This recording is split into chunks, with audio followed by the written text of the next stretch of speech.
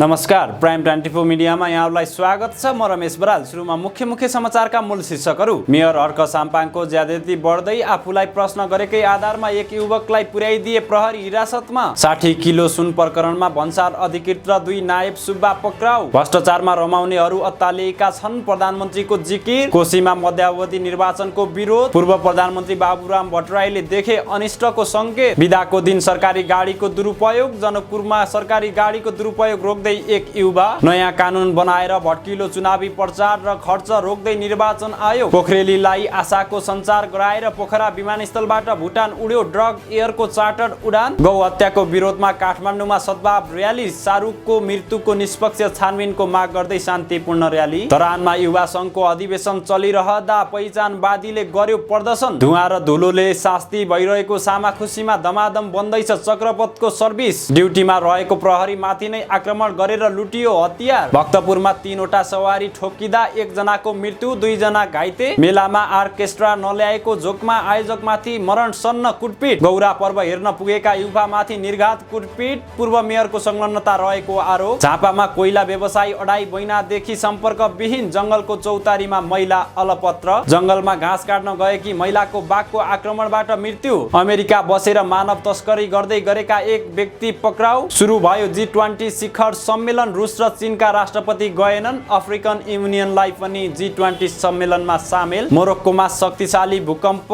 632 जनाको मृत्यु। चीनले आइफोन प्रतिबन्ध गर्दा एप्पलले 2 दिनमै गुमायो $2 खर्ब। र फिफा विश्वकप छनौटको पहिलो मैत्रीपूर्ण खेलमा अन्जन पेनाल्टीमा चुक्दा नेपाल जितबाट वञ्चित। युरोकप छनौटमा पोर्चुगलको लगातार 5औं जित। आज मिति 2080 साल भाद्र महिना 23 गते आइतबार, इस्वी सम्म 2023 सेप्टेम्बर 10 तारिक। देश तथा विदेशका सम्पूर्ण ताजा समाचार लिएर आएको छु। अन्तिमसम्म हेरेर साथ दिनुहोला।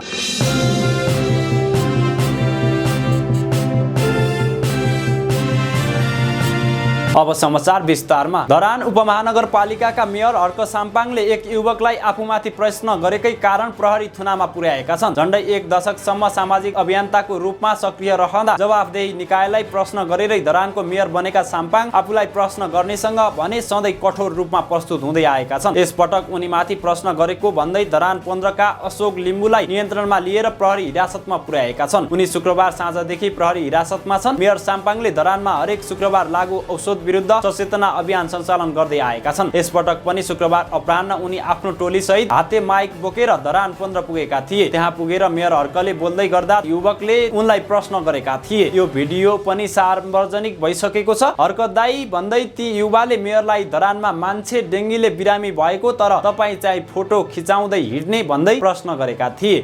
जवाफमा मेयर साम्पाङले तिमी विरोध गर्न आएको भन्दै रिसाउँछन्। त्यही बीचमा उनले नगर प्रहरीलाई अशोकलाई पक्राउ गर्न निर्देशन दिन्छन्। मेयरको निर्देशनपछि नगर प्रहरीले उनलाई इलाका प्रहरी कार्यालय पुर्याएका थिए। 60 किलो सुन प्रकरणमा थप 3 जना पक्राउ परेका छन्। केन्द्रीय अनुसन्धान ब्युरो CIB ले 3 जनालाई पक्राउ गरेको प्रहरी प्रवक्ता DIG कुबेर कठायतले जानकारी दिएका छन्। उनका अनुसार पक्राउ पर्नेमा त्रिभुवन अन्तर्राष्ट्रिय विमानस्थल, भन्सार कार्यालयका भन्सार अधिकृत पुष्पा जोशी छन्। यस्तै 2 नायब सुब्बा, कमल परियार र वीरेन्द्र नेपालीलाई पनि प्रहरीले पक्राउ गरेको हो। उनीहरूलाई प्रहरीले शुक्रबार पक्राउ गरेको हो। उनीहरूको पनि संलग्नता देखिएपछि पक्राउ गरिएको DIG कठायतले बताएका छन्। यो सँगै पक्राउ पर्नेको संख्यामा 30 पुगेको छ। गत साउन 2 गते हङकङबाट ल्याएको 60 किलो 716 ग्राम सुन राजस्व अनुसन्धान विभागले त्रिभुवन अन्तर्राष्ट्रिय विमानस्थल भन्सार कार्यालय अगाडिबाट बरामद गरेको थियो। यस प्रकरणको अनुसन्धान सुरुमा राजस्व अनुसन्धान विभागले अघि बढाएको थियो, तर पछि विभागले CIB लाई थप अनुसन्धानको लागि जिम्मा दिएको थियो।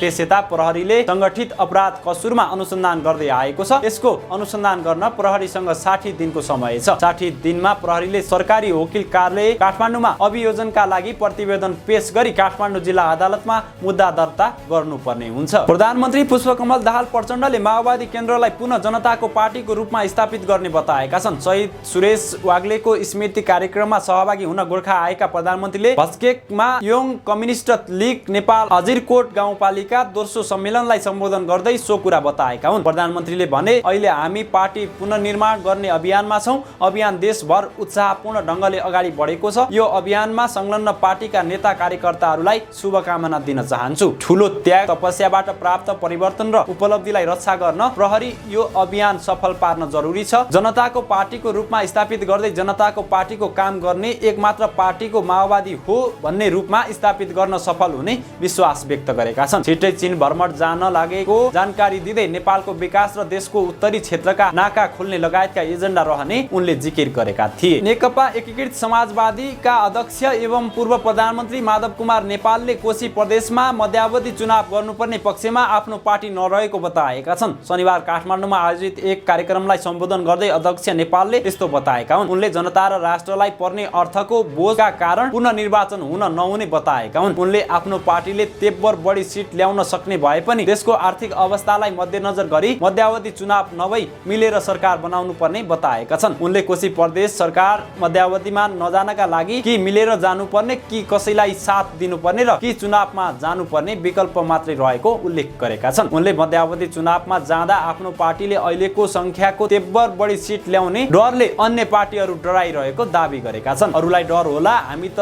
त्यो बेलामा जति सिट लिनु पर्ने थियो लिन सकिएन, तैपनि हामी जनता र राष्ट्रलाई पर्ने अर्थको बोझ जुन छ यो सबै भएकाले सकभर त्यता नगई कुनै न कुनै उपाय निकालियोस् भन्ने पक्षमा छौं। देशको राजनीतिमा हाम्रो ध्यान छ। अध्यक्ष नेपालले कोशी प्रदेश सरकार मध्यावधि चुनावमा नगई टिकाइरहन कुनै पनि उपाय निकालिनु पर्ने बताएका छन्। नेपाल समाजवादी पार्टीका अध्यक्ष एवं पूर्व प्रधानमन्त्री बाबुराम भट्टराईले देशमा अनिष्टको संकेत देखिएकाले गम्भीर बन्न सबैलाई अपील गरेका छन्। हिजोका आन्दोलनकारी शक्ति र संविधान निर्माता नै पतन हुँदै जानु लोकतन्त्रका लागि ठूलो अनिष्टको संकेत भएको अध्यक्ष भट्टराईको भनाइ छ। शनिबार बिहान सामाजिक सञ्जालमा अपील जारी गर्दै उनले नेपाली राजनीतिमा रक्षक नै भक्षक बन्ने परम्परा बन्न लागेको समेत बताएका छन्। तत्कालीन प्रधानमन्त्री केपी शर्मा ओली संविधान विपरीत दुई पटक प्रतिनिधि सभा विघटन गर्न र कोशी प्रदेशमा सत्तारूढ गठबन्धनले असंवैधानिक ढंगले सत्तामा टाँसिन खोज्दा सर्वोच्च अदालतले दण्डित गरेको पनि भट्टराईले बताएका छन्। राष्ट्रिय युवा संघ नेपालले बिदाको दिन चलाएको भन्दै वीरगञ्जबाट सरकारी गाडी नियन्त्रणमा लिएको छ। संघका कर्मचारी कार्यकर्ताले शनिबारको दिन सरकारी गाडी दुरुपयोग गरेको भन्दै 5 वटा गाडी र मोटरसाइकलहरू नियन्त्रणमा लिएका हुन्। नियन्त्रणमा लिएका सवारी साधन जिल्ला ट्राफिक प्रहरी कार्यालयमा बुझाएको छ। नियन्त्रणमा लिएका सरकारी गाडीका चालकहरूलाई बिदाको दिन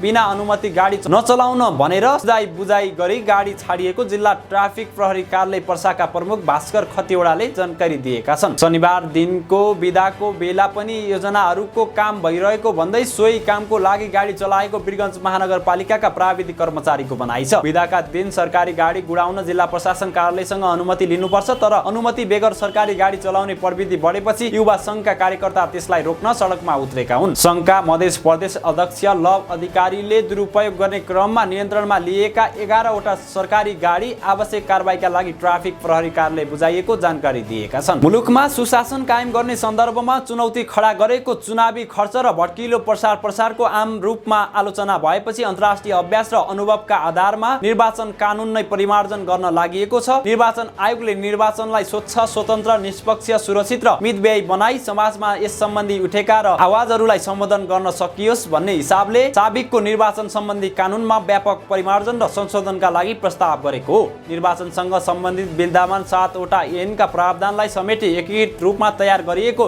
विधेयकको मस्यौदामा खास गरी निर्वाचन अभियानलाई थप मर्यादित तुल्याउन, मौन अवधि घटाउन र खर्चलाई पारदर्शी बनाउन प्रस्ताव गरिएको आयोगका प्रवक्ता शालिग्राम शर्मा पौडेलले बताएका छन्। निर्वाचन मौन अवधि 24 घण्टामा सीमित पार्ने, उम्मेद्वार र दलले गर्ने खर्चको हद र पारदर्शी तुल्याउन प्रस्ताव गरिएको मस्यौदामा निर्वाचनमा खर्चको विवरण पेश गर्नुपर्ने दायित्व भएको व्यक्तिले निर्धारित समयमा विवरण नबुझाएमा 6 वर्षसम्म उम्मेद्वार हुन नसक्ने उल्लेख गरिएको छ। पोखरा अन्तर्राष्ट्रिय विमानस्थलमा दोस्रो अन्तर्राष्ट्रिय उडान हुने भएको छ। शनिबार बिहान भुटानको पारो विमानस्थलबाट ड्रग एयरको विमानको चार्टर उडान भर्दै पोखरा अन्तर्राष्ट्रिय विमानस्थलमा ल्यान्ड गरेको छ। पोखराबाट 42 जना यात्रु लिएर भुटानको उडान भर्नेछ। उताबाट 4 जना यात्रु लिएर पोखरा ओर्लिएको थियो। 1 घण्टा बढी पोखरामा बसेको ड्रग एयरको जहाज 42 जना अमेरिकन पर्यटक लिएर भुटान तर्फको उडान भरेको हो। यो उडानले पोखरालाई आशाको सञ्चार गराएको छ। पोखरा विमानस्थलमा अन्तर्राष्ट्रिय चार्टर उडान भएको यो दोस्रो पटक हो। यस अगाडि चीनको छेन्दुबाट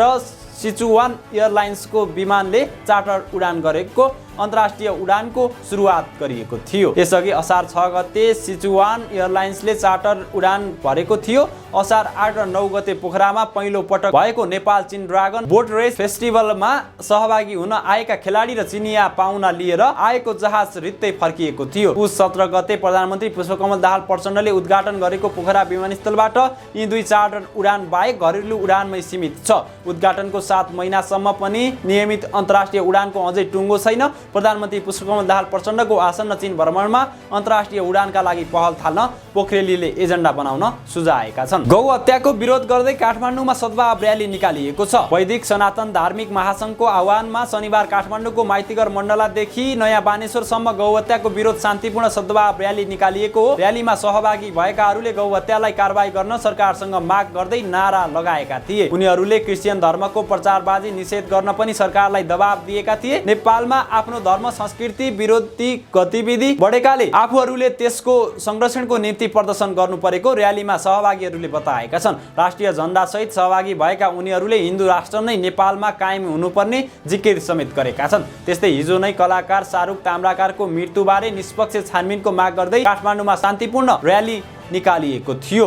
उनका समर्थक र शुभेच्छकहरूले ताम्राकारको मृत्युबारे निष्पक्ष छानबिनको माग गर्दै र्याली निकालेका हुन्। ज्ञानेश्वर चोकदेखि मालीगाउँसम्म मौन र्यालीको आयोजना गरिएको हो। र्यालीका क्रममा उनीहरूले बाटोमा भएका फोहोर उठाएका थिए। ताम्राकारको मृत्युबारे निष्पक्ष छानबिनको माग गर्न उनका परिवार र समर्थकले सरकारसँग आग्रह गर्दै आएका छन्। उनको असारमा रहस्यमय निधन भएको थियो। नेकपा एमालेको भारतीय संगठन युवा संघको कोशी प्रदेश अधिवेशन चलिरहँदा धरानमा पहिचानवादीहरूले प्रदर्शन गरेका छन्। युवा संघको अधिवेशन लाङघाली सामुदायिक वनमा भइरहेको छ। अधिवेशनलाई सम्बोधन गर्न एमाले उपाध्यक्ष सुभाष नेवाङ आज धरान पुगेका थिए। लाङघालीमा युवा संघको अधिवेशन चल्दै गर्दा तीनकुने चोकमा पहिचानवादीहरूले एमाले विरोधी नाराबाजी गरेका छन्। उनीहरूले एमाले नै पहिचान विरोधी भएको आरोप लगाएका छन्। युवा संघको अधिवेशनका लागि बनाइएको ब्यानर र स्वागतद्वारा राखिएको ब्यानरमा कोशी प्रदेश राखिएकोमा उनीहरू विरोध जनाउँदै नाराबाजी गरेका हुन्। युवा संघ र पहिचानवादी बीच झडपको अवस्था आउन नदिन दिउँसो बाक्लो संख्यामा सुरक्षाकर्मी परिचालन गरिएको थियो। सुनसरीका प्रहरी निरीक्षक रोमन अर्यालले अहिलेको अवस्था सामान्य रहेको बताएका छन्। चक्रपथको कलङ्की बालाजु महाराजगञ्ज खण्डमा हिजो आज सर्भिस ट्र्याक निर्माणको काम धमाधम भइरहेको छ। चक्रपथ विस्तार आयोजना अन्तर्गत मुख्य लेन र सर्भिस लेनको क्रम चीन सरकारले गर्ने भए पनि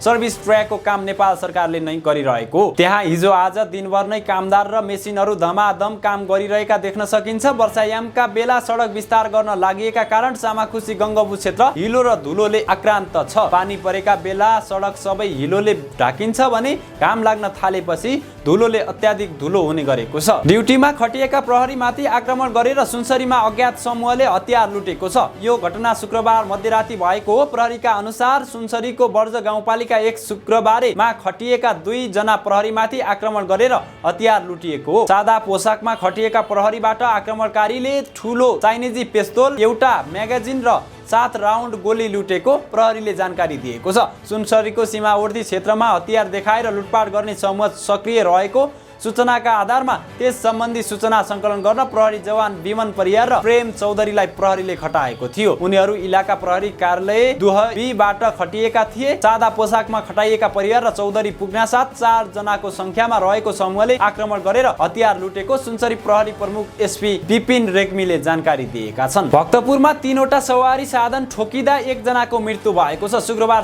राति 7:30 बजे सूर्यविनायक नगरपालिका 8 आदर्श भक्तपुर फ्युल सेन्टर अगाडि 3 वटा सवारी साधन दुर्घटनामा परेका हुन्। दुर्घटना हुँदा 1 जना महिलाको घटनास्थलमै मृत्यु भएको जिल्ला प्रहरी परिसर भक्तपुरका डीएसपी बसन्त पाठकले जानकारी दिएका छन्। सुरुमा जगतीबाट सूर्यविनायक जाँदै गरेको बागमती प्रदेशको 02-023 प 2859 नम्बरको मोटरसाइकल र विपरीत दिशाबाट आउँदै गरेको प्रदेश नम्बर 3-02-002 प 693 नम्बरको मोटरसाइकल ठोकिएका थिए। त्यसपछि प्रदेश नम्बर 3 को 02-002 प 693 नम्बरको मोटरसाइकल अनियन्त्रित भई सूर्य विनायकबाट जगतीतर्फ जाँदै गरेको बागमती प्रदेशको 03-001 ख 2411 नम्बरको टेलर गाडीमा ठोकिएको थियो। त्यसरी दुर्घटना हुँदा उक्त मोटरसाइकलमा सवार महिलालाई गाडीले किच्दा घटनास्थलमै मृत्यु भएको डीएसपी पाठकले बताएका छन्। उनका अनुसार मृतक काप्ले बनेपा नगरपालिका 2 घिमिरे गाउँ बस्ने 25 वर्षीय नबिना काप्ले रहेको बताएको छ। उनका 30 वर्षीय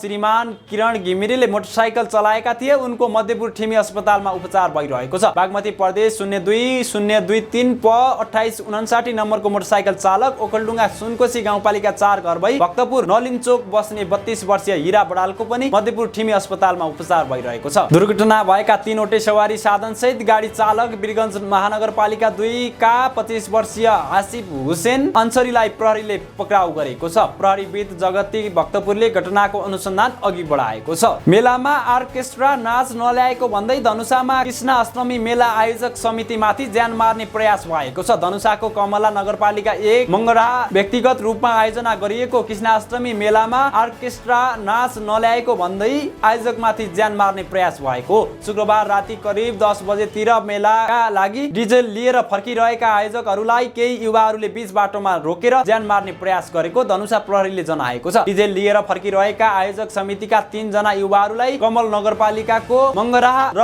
नराहा टोलको बीचमा निर्घात कुटपिट भएको। कुटपिटबाट सिराहाका रविन्द्र राम, दिपेन्द्र यादव र लव कुमार महरा सख्त घाइते भएका छन्। आफूहरूलाई ज्यान मार्ने उद्देश्यले नै कुटपिट गरिएको घाइतेहरूले बताएका छन्। आक्रमणकारीहरूले 10 प 6276 नम्बरको पल्सर मोटरसाइकल सहित उनीहरूको साथमा रहेका 2 थान मोबाइल, 25,000 रुपैयाँ नगद लगायतका सामान लुटेर भागेको घाइतेहरूले बताएका छन्। दार्चुलामा गौरा पर्व हेर्न पुगेका युवामाथि निर्घात कुटपिट गरिएको छ। मालिकार्जुन मन्दिरमा गौरा पर्व हेर्न गएका 21 वर्षीय दिनेश सिंह धामीमाथि निर्घात कुटपिट गरिएको। मालिकार्जुन मन्दिर नजिकैको चैतली चोर बजारमा खाजा खाएर होटलबाट बाहिर निस्किने क्रममा धामीले 810 जनाको समूहमा आएका व्यक्तिहरूले निर्घात कुटपिट गरेका हुन्। कुटपिटबाट धामीको टाउको, अनुहार लगायतका विभिन्न भागमा चोट लागेको छ। उक्त घटनामा शैलेश शिखर नगरपालिकाका पूर्व मेयर अमर सिंह धामीको संलग्नता रहेको पीडितको आरोप छ। पूर्व मेयर धामीले आफ्ना मान्छेहरू प्रयोग गरेर कुटपिट गरेको स्थानीयको आरोप लगाएका छन्। कुटपिटमा संलग्नहरू पूर्व मेयरकै गाडीमा आएर कुटपिट गरेका थिए भने गाडीबाट भागेको स्थानीय प्रत्यक्षदर्शीको बनाइरहेको छ। मादक पदार्थ सेवन गरेका पूर्व मेयर धामीले इन्स्पेक्टर मेरो मान्छे हो, चालेको हातखुट्टा भाँच्देऊ भनेर निर्देशन दिएको प्रत्यक्षदर्शीहरूले बताएका छन्। ऐरीले घटनामा संलग्नलाई नियन्त्रणमा लिनुको साटो भगाएको र ज्यान मार्ने उद्योगमा मुद्दा किटानी जारी लिई जिल्ला प्रहरी कार्यालयका गएका दिनेशका आफन्तलाई प्रहरीले जाहेरी दर्ता गर्न नमिल्ने भन्दै फर्काइदिएको थियो। मेचीनगर वडा नम्बर 6 का 51 वर्षीय कोइला व्यवसायी दुर्गा प्रसाद दाहाल विगत 2.5 महिनादेखि सम्पर्कविहीन भएका छन्। परिवारका सदस्यले खोजीका लागि प्रहरीलाई अनुरोध गरेका छन्। भारतबाट कोइला आयात गरेर नेपालमा रहेका इटा उद्योगमा आपूर्ति गर्ने व्यवसाय सञ्चालन गर्दै आएका दुर्गा प्रसादसँग गत असार 2 गते अन्तिम पटक फोनमा सम्पर्क भएको उनकी पत्नी शोभा दाहालले बताएकी छन्। उनले इलाका प्रहरी कार्यालय काकडभिट्टामा खोजीका लागि निवेदन दिएको बताइन्। प्रहरीले सचित्र हुलिया विभिन्न प्रहरी इलाकामा पठाएर र फोनमा भएको कल विवरण विश्लेषण गरेर खोजी कार्य गरिरहेको इलाका प्रहरी कार्यालय काकडभिट्टाका प्रहरी नायब उपरीक्षक दीपक भारतीले जानकारी दिएका छन्। दाहालका 4 वर्षीय एक छोरा र 18 वर्षीय छोरी छन्। उनकी पत्नी शोभाले नातागोता साथी र प्रहरीको साथ सहयोग खोजी कार्य जारी हो रहे तापनि पत्ता लाग्न नसकेकोमा चिन्ता व्यक्त गरेकी छन्। बर्दियामा बाघको आक्रमणबाट एक महिलाको मृत्यु भएको छ। बर्दियाको मधुवन नगरपालिका 3 धनौरा स्थित जंगलमा घाँस काट्ने क्रममा बाघको आक्रमणबाट 52 वर्षीय महिलाको मृत्यु भएको। सम्झना सामुदायिक वनमा घाँस काट्ने क्रममा काली वंशीलाई बाघले आक्रमण गर्दा मृत्यु भएको जिल्ला प्रहरी कार्यालय बर्दियाका प्रहरी नायब उपरीक्षक हिक्मत बहादुर बोहराले जानकारी दिएका छन्। बर्दिया राष्ट्रिय निकुञ्ज र भारतको कतरनिया घाटबाट आरक्षण क्षेत्र जोड्ने अन्तर्राष्ट्रिय जैविक मार्गमा ती महिलालाई बाघले आक्रमण गरेको जिल्ला प्रहरी कार्यालय बर्दियाले जनाएको छ। पश्चिम नेपालको रुकुम घर भई हाल अमेरिकी नागरिकता लिएका एक व्यक्तिले विभिन्न मुलुकमा एजेन्ट परिचालन गरी नेपालीलाई बेचबिखन गरेको आरोपमा पक्राउ गरिएको छ। नेपाल प्रहरीको मानव बेचबिखन अनुसन्धान ब्युरोले गौतमले गरेको अनुसन्धानमा त्यसरी तस्करीका मुख्य योजनाकार नाइके अमेरिकाको टेक्सास बस्ने अमेरिकी नागरिक 52 वर्षीय हस्त गौतमले अहिलेसम्म 200 जनालाई अमेरिका पठाइसकेको खुलेको छ। यसरी अमेरिका पठाउने क्रममा गौतमले 2 करोड भन्दा बढी ठगी गरेको पाइएको ब्युरोका प्रहरी नायब उपरीक्षक ज्ञानबहादुर विष्टले जानकारी दिएका छन्। उनको सुरुवाती घर भने पश्चिम नेपालको रुकुम स्थित सिस्ने गाउँपालिकाको नाथीगढमा रहेको छ। गौतमका सहयोगी कमल तामाङ सहितका 3 जना विरुद्ध भने यसअघि नै 5 मुद्दा दर्ता गरी ब्युरोले अनुसन्धान थालिसकेको छ। उनले आफ्नो आधार क्षेत्र मेक्सिको बनाई 5 जना एजेन्टलाई नेपाल सहित United Arab Emirates, UAE, Singapore, Philippines, Thailand, Sri Lanka, Colombia, Latin America लगायत क्षेत्रमा परिचालन गरी मानव तस्करी गर्ने गरेको पाइएको छ। उनीहरूबाट पीडित बनेका 4 जनाको उद्धार गरिएको छ भने अझै 2 जनाको उद्धार गर्न बाँकी रहेको प्रहरी नायब उपरीक्षक विष्टले बताएका छन्। बाँकी 13 जना नेपालीलाई विभिन्न देश पठाउने भनी अलपत्र पारेको उजुरी परेको छ उनले भनेका छन्। अब केही देश बाहिरका खबरहरू। G20 शिखर सम्मेलन जारी छ। भारतको नयाँ दिल्लीमा हिजोदेखि G20 शिखर सम्मेलन सुरु भएको हो। वान अर्थ, वान फ्यामिली, वान फ्युचर, एक पृथ्वी, एक परिवार, एक भविष्यको सन्देश सहित नयाँ दिल्लीको मण्डपमा सुरु भएको सम्मेलनमा विभिन्न शक्ति राष्ट्रका प्रमुख र प्रतिनिधिहरू उपस्थित भएका छन्। सम्मेलनका लागि अमेरिकाका राष्ट्रपति Joe Biden, German chancellor Olaf Scholz, बेलायतका प्रधानमन्त्री ऋषि सुनक, चिनिया प्रतिनिधिका ली चियाङ, रुसका विदेश मन्त्री सर्गेई लेव्राभ, दक्षिणी अफ्रिकाका राष्ट्रपति सिरिल रामाफोसा, युरोपियन कमिसनकी अध्यक्ष उर्सुला वान डेर, जापानका प्रधानमन्त्री फुमियो किसिदा सहभागी भएका छन्। यस्तै बङ्गलादेशी प्रधानमन्त्री शेख हसिना, मौरिसका प्रधानमन्त्री प्रविन्द जुगनाथ, इटलीकी प्रधानमन्त्री जर्जिया मेलोनी, क्यानाडाका प्रधानमन्त्री जस्टिन बुडो, अस्ट्रेलियाका प्रधानमन्त्री एन्थोनी अल्बानेस, इजिप्टका प्रधानमन्त्री अब्देल फतह AECC, साउदी अरबका राजकुमार मोहम्मद बिन सलमान बिन अब्दुलजिज अल साउद लगायतका व्यक्तित्वहरूको उपस्थित रहेको बीबीसीले उल्लेख गरेको छ। रुसका राष्ट्रपति भ्लादिमिर पुटिन र चिनिया राष्ट्रपति सी जिनपिङ भने G20 शिखर सम्मेलनमा सहभागी भएका छैनन्। सम्मेलनमा सहभागी हुन आएका राष्ट्र अध्यक्ष तथा प्रतिनिधिहरूलाई भारतका प्रधानमन्त्री नरेन्द्र मोदीले मण्डप स्थित प्रगति मैदानमा स्वागत गरेका छन्। राष्ट्र घोषणा गरे। बीबीसीका अनुसार सो निर्णय लिनु पूर्व उनले अमेरिकी राष्ट्रपति बाइडेनसँग छलफल गरेका थिए। बाइडेन सहमत भएपछि मोदीले अफ्रिकन युनियनलाई पनि G20 मा सहभागी गराइएको घोषणा गरेका छन्। यो सँगै G20 मा आबद्धको संख्या भने युनियन सहित 19 राष्ट्र पुगेको छ। संयुक्त राज्य अमेरिका, रुस, चीन, Germany, Bharat, Japan, Australia, Canada, दक्षिण अफ्रिका, बेलायत, Argentina, Brazil, France, Indonesia, Italy, Republic of Korea, Mexico, Saudi Arab र टर्की G20 राष्ट्रमा समावेश भएका छन्। सम्मेलनको पहिलो सेसन वान अर्थ विषयमा विमर्श भएको छ। त्यसपछि विभिन्न देशहरूबीच द्विपक्षीय भेटवार्ता हुनेछ। लगत्तै वान फ्यामिली शीर्षकमा दोस्रो सेसन सुरु हुनेछ। हिजो नै बेलायत, इटली, जापान र जर्मनीका राष्ट्राध्यक्षसँग भारतीय प्रधानमन्त्री मोदीले द्विपक्षीय भेटवार्ता गरेका छन्। भेटवार्तापछि साँझ 7 बजे रात्रिभोजको आयोजना गरिएको थियो। मोरक्कोमा शक्तिशाली भूकम्प जाँदा 632 जनाको मृत्यु भएको छ। स्थानीय समय अनुसार शुक्रबार राति 11:11 6.8 म्याग्निच्युडको भूकम्प जाँदा 632 जनाको मृत्यु भएको CNN ले जनाएको छ। यस्तै घाइते हुनेको संख्यामा 329 पुगेको छ। पर्यटकीय सहर मराकेसबाट 71 किलोमिटर दक्षिण पश्चिममा केन्द्रबिन्दु बनाएर भूकम्प गएको थियो। धेरैजसो मानवीय क्षति मारेकेस सहरमा भए पनि अन्य 5 प्रान्तमा भने भूकम्पको धक्का महसुस भएको थियो। मोरक्कन सरकारले आफ्ना नागरिकहरूलाई रक्तदान गर्न आह्वान गरेको छ। घाइतेको उपचारका लागि आवश्यक पर्ने हुँदा रक्तदान गर्न मोरक्कोको ब्लड ट्रान्सफ्युजन एन्ड हेमाटोलोजी सेन्टरलाई आह्वान गरेको हो। भूकम्पबाट क्षतिग्रस्त ठाउँमा उद्धार टोली खटिएको छ। यद्यपि भूकम्पले थुप्रै भवन सडकहरू भत्किएको र अवरुद्ध भएकाले पनि उद्धार गर्न समस्या भइरहेको CNN ले जनाएको छ। छमारा केसमा ऐतिहासिक पर्खालहरूमा पनि क्षति पुगेको छ। शक्तिशाली भूकम्पपछि संयुक्त राष्ट्र संघले मोरक्कन सरकारलाई सहयोग गर्न तयार भएको घोषणा गरेको छ। चीनमा सरकारी कर्मचारीहरूलाई आइफोन प्रयोगमा प्रतिबन्ध लगाइएको समाचार सार्वजनिक भएसँगै एप्पलको शेयरमा भारी गिरावट आएको छ। पछिल्लो 2 दिनमा एप्पलको शेयर बजार मूल्यमा 6% ले गिरावट आएको छ। योसँगै एप्पलले 2 दिनमै $2 खर्ब गुमाउनु पुगेको छ। एप्पलका लागि चीन तेस्रो ठूलो बजार हो र गत वर्ष एप्पलको कुल आम्दानीको 18% चीनबाटै गरेको थियो। साथै एप्पलको सबैभन्दा ठूलो आपूर्तिकर्ता रहेको फक्सकन कम्पनीले सबैभन्दा धेरै उत्पादन चीनमै गरेको। खेलमा फुटबल फिफा विश्वकप छनौटको पहिलो चरणको तयारीमा रहेको नेपालले पहिलो मैत्रीपूर्ण खेलमा शुक्रबार घरेलु टोली म्यानमारसँग प्रतिस्पर्धा गरेको थियो। अन्जन विष्टले पाएको पेनाल्टी अवसरमा गोल गर्न नसक्दा शुक्रबार म्यानमारको घरेलु मैदानमा ५४ रङ्गशालामा भएको खेल नेपाली समय अनुसार दिउँसो 4:15 बजे सुरु भएको अन्तर्राष्ट्रिय मैत्रीपूर्ण फुटबल खेल गोलरहित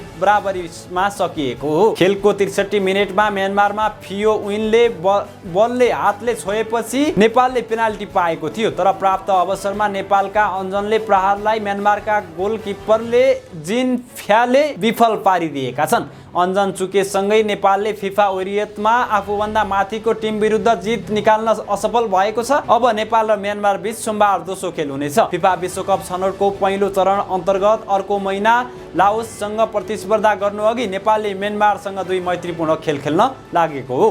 म्यानमारमा पनि विश्वकप छनौट अन्तर्गत मकाउसँगको खेलको तयारी गरिरहेको छ। मैत्रीपूर्ण खेलहरू फिफा क्यालेन्डर अन्तर्गत खेलिने भएकाले यसले वरियतामा पनि असर पार्नेछ। भिन्सेन्जो अल्बेर्टो एनेसेले 7 नयाँ अनुहार सहित नेपालले अन्तिम टोली घोषणा गरेका छन्। फिफा वरियतामा 160औं स्थानमा रहेको म्यानमार विरुद्ध नेपालले हालसम्म जित निकाल्न सकेको छैन। दुई देशले 2019 मा खेलेको एकमात्र मैत्रीपूर्ण खेलमा नेपालले 3-0 गोलले पराजित गरेको थियो। विश्व वरियताको 175औं स्थानमा रहेको नेपालले शुक्रबार म्यानमारलाई पहिलो पटक हराउने योजनामा लागेको छ।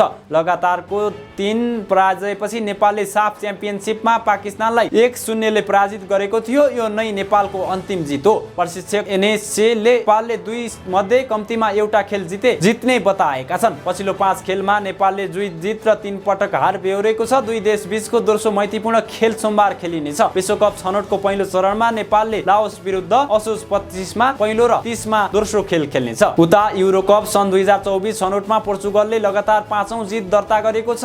गैराती सम्पन्न खेलमा पोर्चुगलले स्लोभाकियालाई पराजित गरेको हो। भर्मर टोली पोर्चुगलले स्लोभाकियालाई उसैको घरमा 1-0 ले स्तब्ध पारेको हो। पोर्चुगलको जितमा ब्रुनो फर्नान्डिजले एकमात्र निर्णायक गोल गरेका थिए। 43औं मिनेटमा बर्नार्डो सिल्भाको पासमा फर्नान्डिजले गोल गरेका थिए। त्यसपछि दुवै टोलीबाट थप गोल हुन नसकेपछि पोर्चुगल 1-0 ले विजयी भएको हो। हौस् त आजका लागि सम्पूर्ण समाचार अन्त्यसँगै हामीलाई बिदा दिनुहोस्। दैनिक ताजा समाचार अपडेटका लागि हाम्रो यस युट्युब च्यानललाई सब्स्क्राइब गर्न र सँगै रहेको बेल आइकनलाई थिच्न पनि नभुल्नुहोला। यतिन्जेल हामीलाई हेरेर साथ दिनुभएकोमा यहाँहरूलाई धेरै धेरै धन्यवाद।